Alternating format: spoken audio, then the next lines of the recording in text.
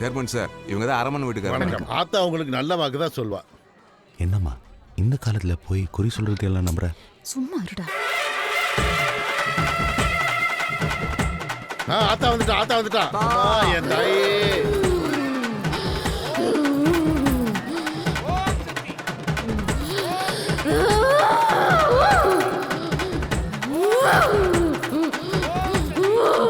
பூசாரி வீட்டுல பார்த்த பொண்ணுதான். அந்த பொண்ணுதாம்மா. 20 வருஷத்துக்கு முன்னாடி கோயிலை சீரமைக்க வடநாட்டுல இருந்து வந்த குடும்பம் வேலை பார்த்துட்டு இருக்கும்போது கோயில் செவர் இடிஞ்சு விழுந்து அவங்க அப்பா அம்மா இறந்துட்டாங்க. அனாதையான அந்த பொண்ணை ஊரே ஏத்துக்கிட்டு இப்போ பூசாரி வீட்டில் வளருது.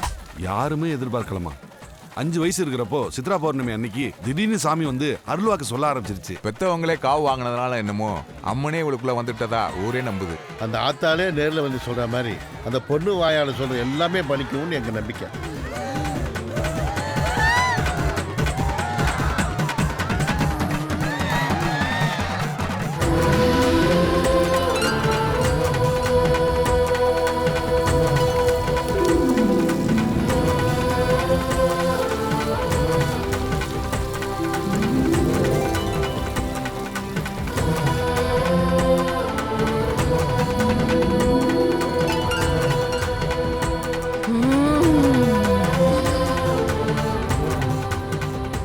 ஆத்தாட்ட குறி கேட்கறவங்களா கேட்டுக்கோங்க. அம்மா வாங்கம்மா போலாம். நீங்க கேட்க நினைக்கிறத கேட்டு. அடுத்த வாரம் என் பொண்ணுக்கு கல்யாணம் வச்சிருக்கேன். இந்த சமயத்துல பெரியவங்க வந்து படுத்து கிடக்கா. நீ இப்படி பண்ணலாமா தாயே? இன்னும் 2 நாள்ல போயிருவேன். அம்மா, நான் மனசறிஞ்ச எந்த வேண்டுதலையும் குறை வச்சதில்ல. அப்படியே தெரியாம வச்சிருந்தாலே என்ன மன்னிச்சிரு தாயி. ரொம்ப நாளா என் பிள்ளைக்கு பொண்ணு பார்த்துட்டு இருக்கோம். ஆனா எந்த வரணும் அமையல. அவன் மனசுக்கு பிடிச்ச பொண்ணு எங்க இருக்கான்னு நீதான் காட்டணும் தாயி.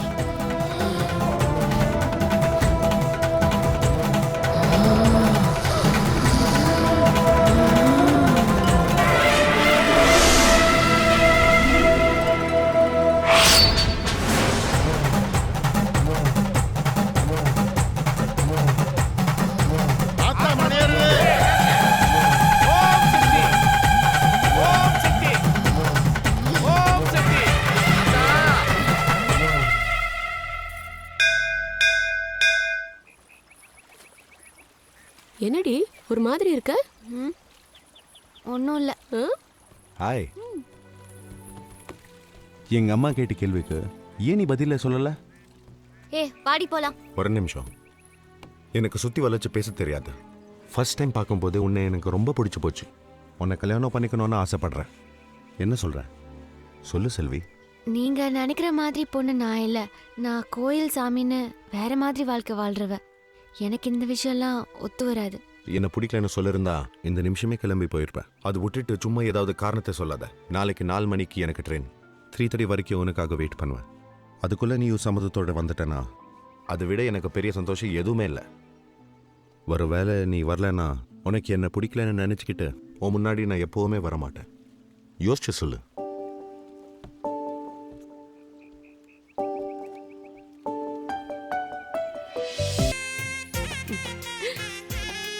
போயிட்டு வா.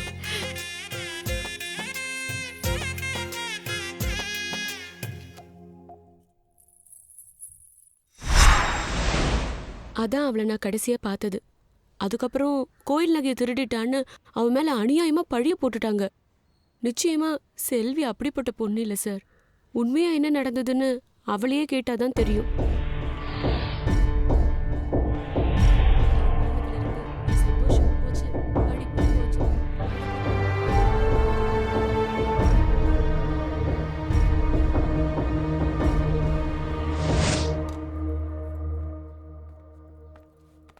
மாயா, என்ன தனியா நிக்கிற?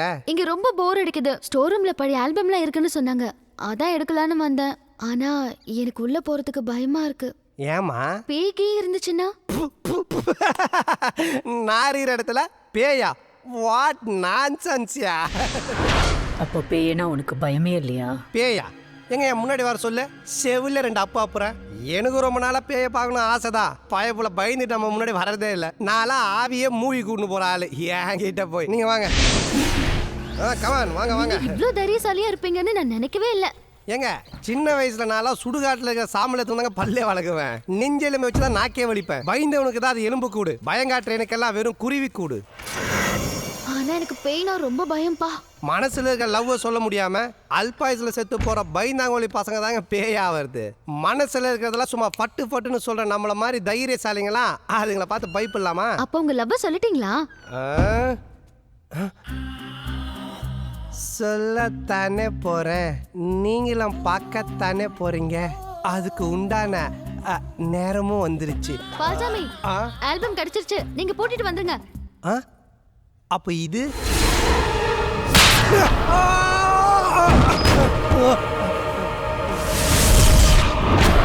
பேய பார்த்த செவில்ல அடிப்பியா? ஐயோ, நான் அந்த கூட செவுத்துல அடிச்சது இல்லைங்க. நான் எங்கிருந்து பேய செவுல அடிக்கிறது? நெஞ்செலும்புல நாக்கு வழிப்பேன்னு சொன்ன, தெரியாம ஒரு ஃப்ளோல சொல்லிட்ட, மன்னிச்சிருக்கா.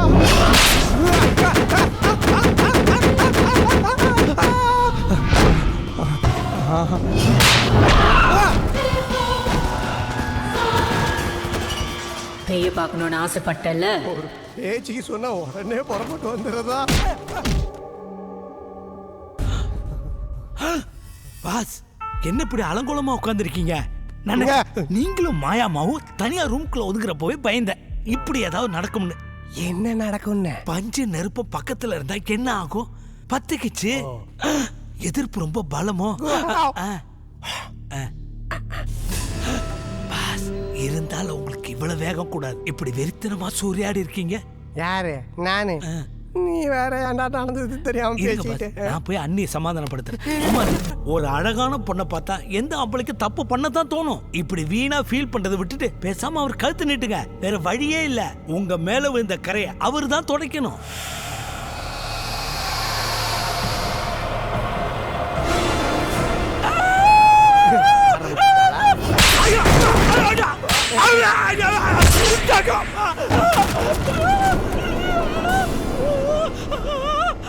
ஆம்பளைனா தப்பு பண்ணுவீங்களாடா? தாய் மசாஜ் கேள்விப்பட்டிருப்ப, இது பேய் மசாஜ். சாவு.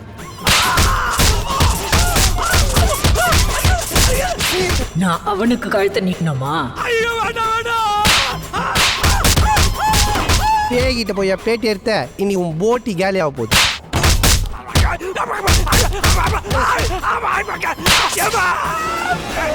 இத முன்னாடியே ஏமா சொல்லல? எங்கடா என்ன சொல்ல விட்ட? டேய் அக்கா, இன்னும் முடியலைங்களா? இல்ல, கொஞ்சம் ரெஸ்ட் நீங்க எடுத்துக்கங்கன்னு சொல்ல வந்தேன். என்னடா கிழிஞ்சிருக்கு? என்னடா ஆச்சு? பாஸ், நான் எப்போ ஸ்டோர் ரூம்குள்ள வந்தேன்? ரொம்ப பழசா இருக்கேன்னு தூக்கின்னு வந்து போட்டிருப்பாங்க. டேய், இந்த வீட்டில் என்னென்னமோ நடக்குதுடா. இப்போதான் நமக்கு லெவல் 1 ஆரம்பிச்சிருக்கு. லெவல் 2 ஆரம்பிக்கிறதுக்குள்ள இந்த வீட்டு விட்டு ஓடி போயிடும். எழுந்துடா போ. மாதவி, இங்க வாமா. உங்க அண்ணன் உனக்கு புடவை கொடுத்துட்டு இருக்காரு. உனக்கு எது பிடிக்குதா பார்த்து எடு. வா.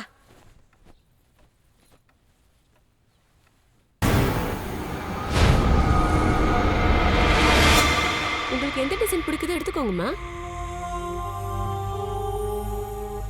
ஆட, என்னம்மா சும்மா நிக்கிற? பார்த்து எடு. வா. இது பாருங்க, இந்த கலர் உங்களுக்கு நல்ல எடுப்பா இருக்கும். ரம்யா, ஒரு நிமிஷம். இந்த பணத்தை வச்சுக்கோ. இல்ல வேணாம்மா, உங்க அண்ணன் கொடுத்துட்டாங்க. பரவாயில்ல, எடுத்துக்கோ. வேற ஏதாச்சும் வேணும்னா சொல்லு. ஐயோ வேணாம்மா, எனக்கு இதெல்லாம் பழக்கம் இல்லை. இப்படிலாம் நான் யார்கிட்டயும் வாங்கினதும் இல்லை. உன் செல்வி கொடுத்தா வாங்க மாட்டியா? செல்வியா?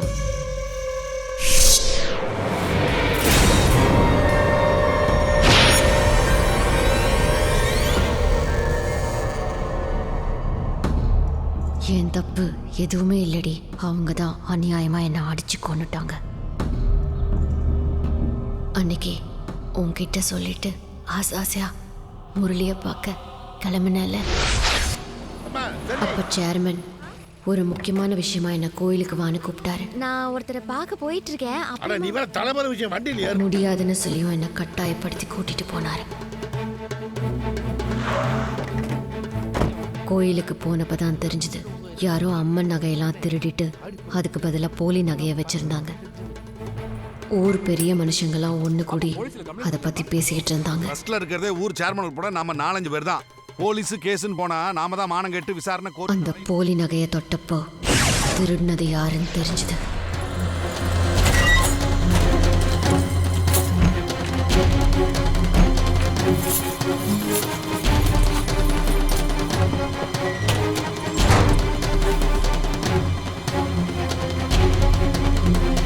ஊருக்கு பொதுவாக ஒரு உண்டியில் வச்சு ஜனங்கள்ட்டே காசு வாங்கி புதுசாக வாங்கிட்டு கவலைப்படாதீங்க, நாளைக்கு நகை வந்துடும். ஐயனார வழியிலேயே மறிச்சு நகையை பத்தி என்னம்மா கோயில்ல பேசாம நடுரோட்ல வச்சு பேசணுங்கிற? என்னமா சொல்ற? முதல்ல திருடலன்னு சொன்னவரு பின்னால தானே ஒத்துக்கிட்டாரு. அது மட்டும் இல்லாம நீயும் எத்தனை நாளைக்கு தான் குறி சொல்லி காலத்து ஓட்ட போற? இதெல்லாம் கண்டுக்காம விட்டுரு. உனக்கு ஒரு 10 லட்ச ரூபா பணம் தரேன், பழைக்கிற வழியை பாரு. உனக்கு அவ்வளவுதான் மரியாதை. நாளைக்கு பொழுது விடியறதுக்குள்ள நகை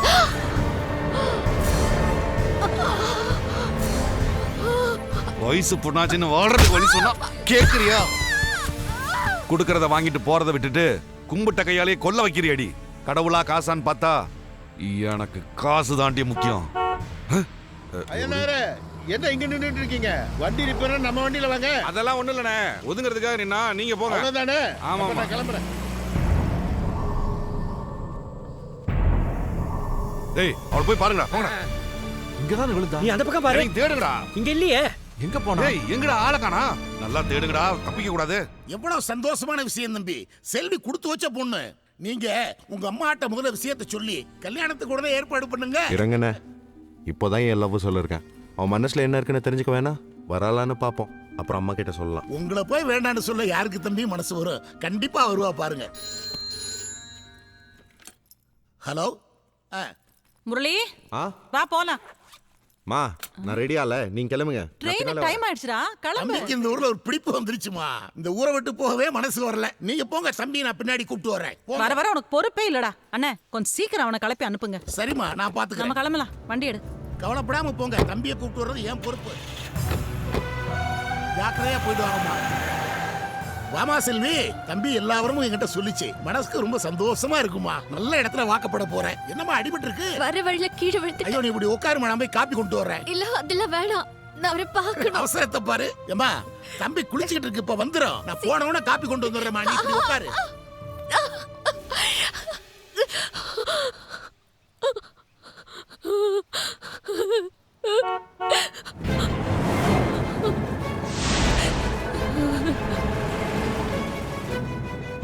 அண்ணே, இங்க இருக்கியாமா? ஐயனார் வராரு. அவருக்கு நான் இங்க இருக்கிற விஷயம் தெரியக்கூடாது. ஏம்மா? அவங்க என்ன கொல்ல வராங்க. திருடுதுங்க. கோயில் நகையை திருடிட்டு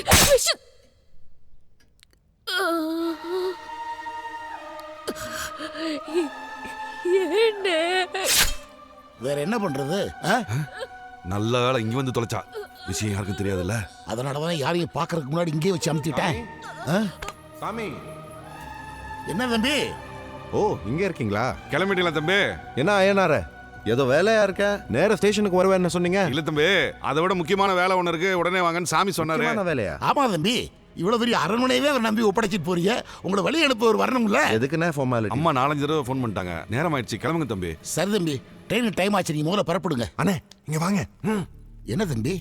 ஏன எல்லா விஷயமும் தெரிஞ்சா நீங்களே கிளம்ப சொல்றீங்க? செல்வியா பார்க்காம எப்படி போறது? தம்பி, நீங்க சொல்ற அளவுக்கு உங்க மேல அந்த பிள்ளைக்கு பிடிப்பு இருந்தா இந்நேரம் வந்திருக்கணும்ல. இதுல இருந்து என்ன தெரியுது? அந்த பிள்ளைக்கு உங்க மேல இஷ்டம் இல்லைன்னு தெரியுது. இல்ல, எனக்கு தெரியும். செல்விக்கும் என்ன பிடிச்சிருக்கு. அவ கண்டிப்பா வருவா. அதுக்குள்ள தம்பி, நான் என்ன சொல்ல வர்றேன்னா, பாவன சின்ன வயசுலயே அனாதையாகி எந்த சுகத்தையும் அனுபவிக்காம ரொம்ப கஷ்டப்பட்டவன். இனி வாழ போற வாழ்க்கையில இந்த உலகத்துல இருக்கிற எல்லா சந்தோஷத்தையும் அவன் அனுபவிக்கணும். செல்வியை கல்யாணம் பண்ணிக்கிட்டு ஒவ்வொரு நிமிஷமும் அவளை சந்தோஷமா வச்சுப்பேன். எனக்கு என்னமோ அவன் நிச்சயம் என்னை தேடி வருவாங்கிற நம்பிக்கை இருக்கு. இன்னும் கொஞ்ச நேரம் வெயிட் பண்ணா என் லைஃபே மாறுமோன்னு தோணுது. நீங்க வேணா பாருங்களேன், நிச்சயமா அவன் என்னை தேடி வருவான். கிராமத்து பொண்ணுங்களெல்லாம் டக்குன்னு உங்களை பார்த்து பேச கொஞ்சம் தயக்கம் ஏற்பட்டிருக்கு தம்பி. இல்லண்ணே, அது உங்க அம்மா ரொம்ப நேரமா ஸ்டேஷன்ல வெயிட் பண்ணிட்டு இருக்காங்க. நீங்க கிளம்புங்க தம்பி. நீங்க ஊருக்கு புறப்படுங்க. நான் அந்த பொண்ணை நேர்ல கண்டு பேசி உங்களுக்கு நல்ல தகவலா சொல்லி அனுப்புறேன். நம்பிக்கையோட கிளம்புங்க, நான் இருக்கேன். வாங்க தம்பி. வண்டி வர சொல்ல.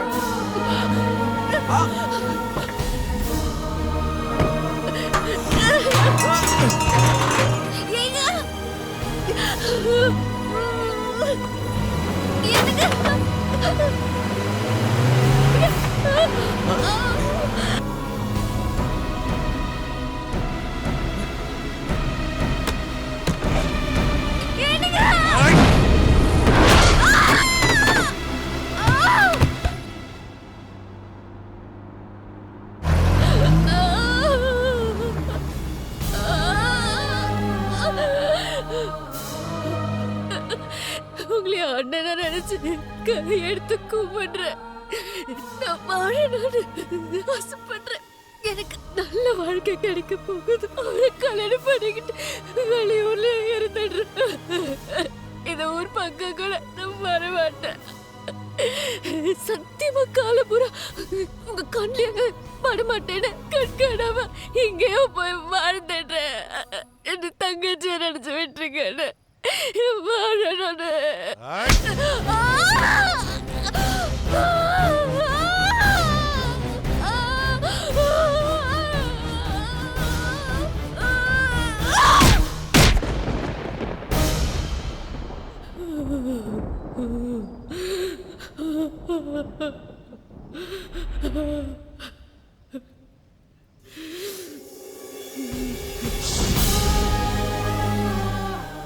ஏன் என்னாரே அரண்மனையில தான் புதைக்கணுமா? யோ, பூட்டியே இருக்க போற அரண்மனையாது. உள்ள புதைச்சாதான் வெளியே யாருக்கும் தெரியாது. மண்ணை போட்டு மூடுங்க.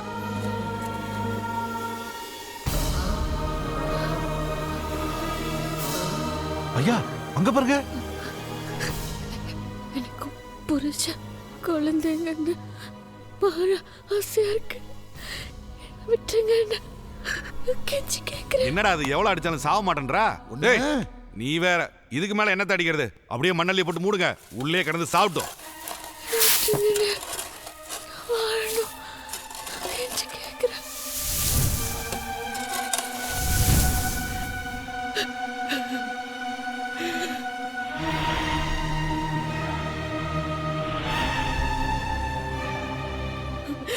எவ்வளவு கெஞ்சனா தெரியுமா? கொஞ்சம் கூட ஈவு இருக்கும் இல்லாம என்ன சித்திரவதை பண்ணவங்களை கொண்டேன். ஐயனாரையும் கொள்வ. அது மட்டும் இல்லை, காலம் முழுக்க முரளி பொண்டாட்டியா நான் இந்த உடம்புலயே இருந்துருவேன். இந்த பொண்ணையும் கொஞ்சம் நினைச்சு பாருடி. இது தப்பு இல்லையா? எதிரி தப்பு? நான் வாழ வேண்டிய இந்த வாழ்க்கையை தான் மாதவி வாழ்ந்துட்டு இருக்கா. உனக்கே தெரியும் அன்னைக்கு நான் எவ்வளோ ஆசாசியா கிளம்பினேன். ஒருவேளை நான் மட்டும் ஒரு 2 நிமிஷம் முன்னாடி போயிருந்தேன்னா அன்னைக்கு சேர்மன் என்னை பார்த்துருக்க மாட்டாரு. நான் முரளியை பார்த்துருப்பேன். இதே வீட்டில் செல்வியா வாழ்ந்திருப்பேன். இப்போ சொல்லு, நான் செய்யறதுல என்னடி தப்பு? இது வரைக்கும் முரளியோட ஒன்று சேர வாய்ப்பு கிடைக்கல. விடிஞ்சா சூரிய கிரகணம், அதுக்குள்ள அவரோட ஒன்று சேர்ந்துட்டா நிரந்தரமா தங்கிடுவேன். அப்படி யாராலையும் என்னை இந்த உடம்பை விட்டு பிரிக்க முடியாது.